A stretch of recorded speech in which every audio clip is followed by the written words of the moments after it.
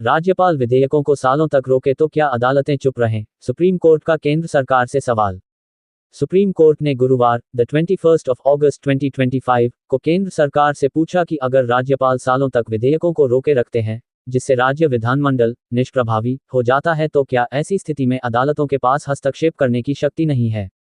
Chief justice B R Gavai की अध्यक्षता वाली 5 सदस्यीय संविधान पीठ ने ये टिप्पणी उस समय की जब केंद्र की ओर से पेश सॉलिसिटर जनरल तुषार मेहता ने कहा कि अदालतों को ऐसी स्थिति में हस्तक्षेप करने और बाध्यकारी निर्देश देने से बचना चाहिए और इस तरह के गतिरोध से निपटने के लिए राजनीतिक समाधान निकाला जा सकता है। विधायिका को निष्प्रभावी बना देगा प्रावधान। संविधान पीठ में चीफ जस्टिस के अलावा justice Suryakant, justice Vikram Nath, justice PS Narasimha और जस्टिस एएस चंदूका भी शामिल हैं। पीठ ने मेहता से कहा, बहुमत से निर्वाचित विधानसभा सर्वसम्मति से विधेयक पारित करती है। अगर राज्यपाल अनुच्छेद 200 के तहत किए गए प्रावधान का इस्तेमाल नहीं करते हैं तो ये वस्तुतः विधायिका को निष्प्रभावी बना देगा। जो लोग निर्वाचित होते हैं उनके लिए क्या सुरक्षा है? उसने कहा, क्या हम कह सकते हैं कि संवैधानिक पदाधिकारी चाहे कितने भी ऊंचे पद पर क्यों न हो, अगर वे अपना कर्तव्य नहीं निभाते हैं तो फिर अदालत के पास ऐसी स्थिति में हस्तक्षेप करने की शक्ति नहीं है। विधेयक को मंजूरी दी गई है या लौटाया गया है, हम इसके कारणों पर विचार नहीं कर रहे हैं कि उन्होंने सहमति क्यों दी या नहीं दी। मान लीजिए कि राज्यपाल अगर सक्षम विधायिका की ओर से पारित किसी अधिनियम पर अनिश्चित काल के लिए रोक लगा देते हैं तो फिर क्या होगा? मिसाल कायम नहीं कर, व्यवस्था के भीतर खोजे समाधान। पीठ राष्ट्रपति के उस संदर्भ पर सुनवाई कर रही है जिसके तहत उन्होंने ये जानने का प्रयास किया है कि क्या अदालतें राज्य विधानसभाओं में पारित विधेयकों पर विचार करने के लिए राज्यपालों और राष्ट्रपति के लिए समय सीमा निर्धारित कर सकती हैं। मेहता ने कहा कि अदालतों को ऐसी स्थिति में कोई मिसाल कायम नहीं करनी चाहिए, बल्कि व्यवस्था के भीतर से ही समाधान खोजने का प्रयास किया जाना चाहिए। केंद्र ने सुप्रीम कोर्ट के 8 अप्रैल के फैसले को चुनौती दी है, जिसके तहत तमिलनाडु के राज्यपाल के पास लंबित विधेयकों को पारित मान लिया गया। मेहता ने कहा, इन विधेयकों को पारित मान लेने संबंधी निर्देश संविधान का उल्लंघन है।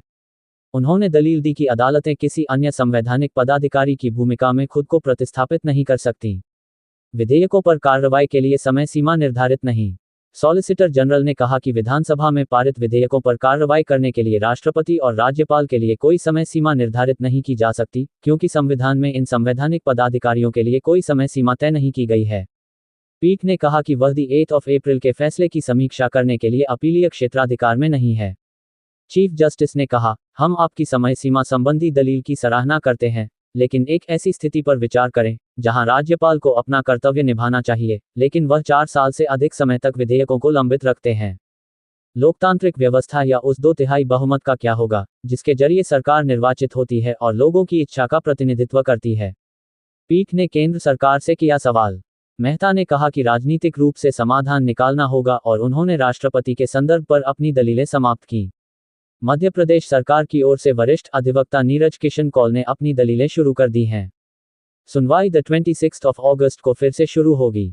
इससे पहले पीठ ने केंद्र सरकार से पूछा था कि अगर संवैधानिक पदाधिकारी अपने कर्तव्यों का निर्वहन न करें या राज्य विधानसभाओं में पारित विधेयकों पर राज्यपाल की ओर से निष्क्रियता दिखाई जाए तो क्या संवैधानिक अदालतें हाथ पर हाथ धरे रह सकती हैं?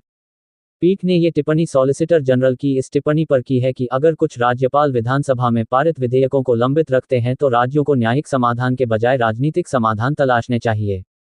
जस्टिस गवई ने मेहता से सवाल किया, अगर संवैधानिक पदाधिकारी बिना किसी कारण के अपने कर्तव्यों का निर्वहन नहीं करते हैं तो क्या एक संवैधानिक न्यायालय हाथ पर हाथ धरे रह सकता है? पीठ ने ये टिप्पणी सॉलिसिटर जनरल की इस टिप्पणी पर की है कि अगर कुछ राज्यपाल विधानसभा में पारित विधेयकों को लंबित रखते हैं तो राज्यों को न्यायिक समाधान के बजाय राजनीतिक समाधान तलाशने चाहिए। जस्टिस गवई ने मेहता से सवाल किया, अगर संवैधानिक पदाधिकारी बिना किसी कारण के अपने कर्तव्यों का निर्वहन नहीं करते हैं तो क्या एक संवैधानिक न्यायालय हाथ पर हाथ धरे रह सकता है? राज्यपाल विधेयक को रोके तो अपनाएं राजनीतिक समाधान। मेहता ने कहा कि सभी समस्याओं के लिए अदालतें समाधान नहीं हो सकती और लोकतंत्र में बातचीत को प्राथमिकता दी जानी चाहिए। जस्टिस सूर्यकांत ने कहा, अगर किसी राज्यपाल की ओर से कोई निष्क्रियता दिखाई जा रही है, जो राज्य दर राज्य भिन्न हो सकती है, और अगर कोई असंतुष्ट राज्य इस संबंध में अदालत का रुख करता है तो क्या ऐसी निष्क्रियता की न्यायिक समीक्षा को पूरी तरह से रोका जा सकता है? हमें बताइए, इसका समाधान क्या हो सकता है? मेहता ने कुछ लचीलापन अपनाने का आह्वान करते हुए कहा, मान लीजिए कि राज्यपाल विधेयक को रोके बैठे हैं तो ऐसे में कुछ राजनीतिक समाधान हैं जिन्हें अपनाया जा सकता है। हर जगह ऐसा नहीं होता कि मुख्यमंत्री सीधे अदालत पहुंच जाएं। कई उदाहरण हैं जहां बातचीत होती है, मुख्यमंत्री राज्यपाल से मिलते हैं, वह प्रधानमंत्री और राष्ट्रपति से मिलते हैं और समाधान निकाल लिए जाते हैं।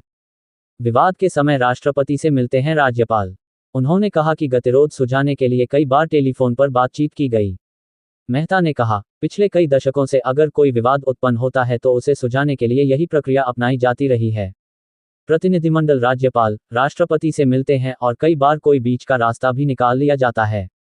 उन्होंने राज्य सरकार और केंद्र के प्रतिनिधि राज्यपाल के बीच गतिरोध समाप्त करने के लिए दूरदर्शिता और राजनीतिक परिपक्वता अपनाने की आवश्यकता पर जोर दिया। मेहता ने दलील दी, मैं कह रहा हूं कि इस देश की हर समस्या का समाधान अदालत में ही मिले, यह जरूरी नहीं है। देश में कई ऐसी समस्याएं हैं जिनका समाधान व्यवस्था के भीतर ही तलाशा जाता है।